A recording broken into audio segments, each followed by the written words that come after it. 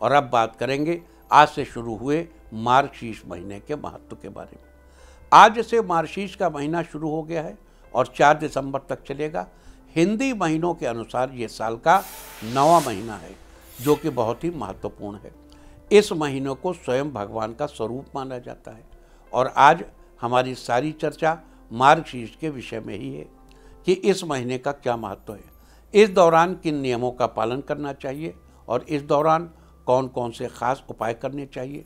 तो आइए चर्चा शुरू करते हैं मार्गशीर्ष महीने के बारे में।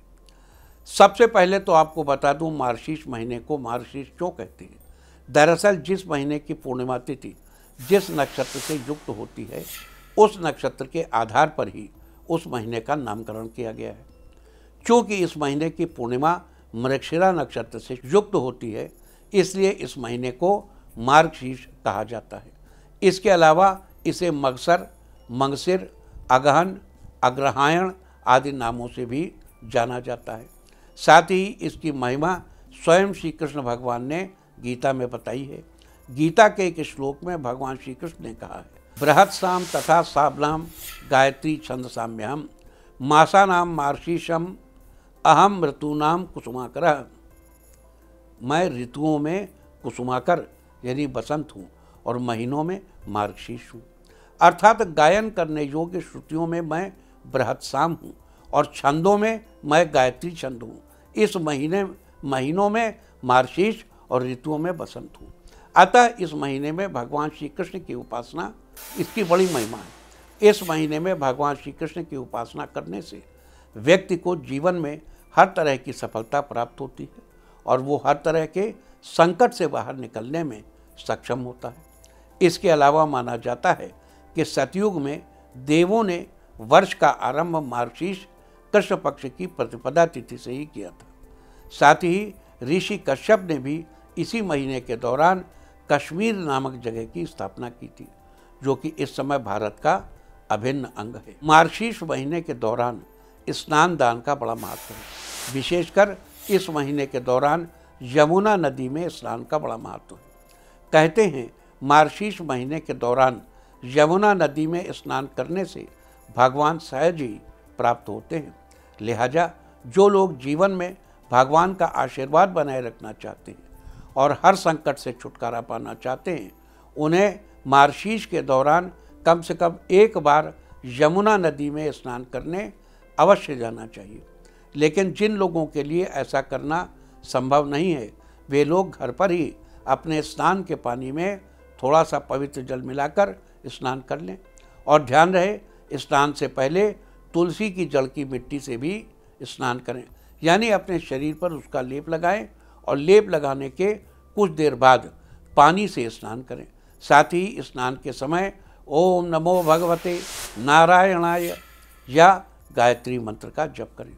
मार्गशीर्ष महीने के दौरान सुबह जल्दी उठकर स्नान आदि से पवित्र होकर भगवान का ध्यान करना चाहिए और उनकी पूजा अर्चना करनी चाहिए। ऐसा करने से व्यक्ति की मेंटल पावर बहुत अच्छी होती है और वो अपने फैसले ठीक ढंग से ले पाता है। मार्गशीर्ष महीने के दौरान विष्णु सहस्त्रनाम, गजेंद्र मोक्ष और श्रीमद् भगवद गीता का पाठ बहुत ही पुण्यकारक है। आपको बता दूं कि इस दौरान विष्णु सहस्त्रनाम का पाठ करने वाले व्यक्ति को यश, सम्मान, सुख, सौभाग्य, सफलता, ऐश्वर्य और आरोग्य की प्राप्ति होती है। गजेंद्र मोक्ष का पाठ करने वाले व्यक्ति के मन में उत्साह बना रहता है और उसकी बौद्धिक क्षमता अच्छी होती है। जबकि श्रीमद् भागवत गीता का पाठ करना हर तरह से शुभ फलदायी है और पूरे महीने के दौरान रोज थोड़ा थोड़ा करके गीता का पाठ संपूर्ण कर सकते हैं। लेकिन जो लोग भागवत गीता का पाठ करने में असमर्थ हैं, उन लोगों के लिए भी उपाय है, आप भागवत गीता के दर्शन करके उसे प्रणाम जरूर करें। जिन लोगों के घर में भगवत गीता की पुस्तक उपलब्ध नहीं है, उन्हें इस पवित्र महीने के दौरान अपने घर में भगवत गीता लानी चाहिए और रोज उसे छूकर प्रणाम करना चाहिए। ऐसा करने से आपको अपने जीवन के हर उलझे पहलू को समझने में आसानी होगी। यहाँ आपको एक बात और बता दूँ कि मार्गशीर्ष शुक्ल पक्ष की एकादशी को गीता जयंती के रूप में मनाया जाता है।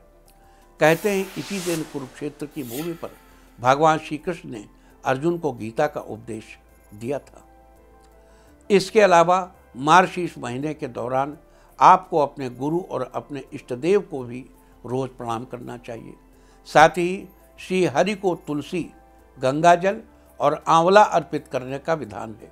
मार्गशीर्ष महीने के दौरान आपको भगवान की मूर्ति को शंख में भरे जल से स्नान भी कराना चाहिए। जो लोग अपनी बिजी लाइफ के चलते तीर्थ स्थलों पर दर्शन के लिए नहीं जा पाते और वहाँ के पुण्य का लाभ नहीं उठा पाते, उन लोगों को मार्गशीर्ष महीने के दौरान घर पर ही भगवान के समीप बैठकर उनके मंत्रों का जप करना चाहिए। ऐसा करके आप विभिन्न तीर्थों पर जप का फल घर बैठे ही प्राप्त कर सकते हैं।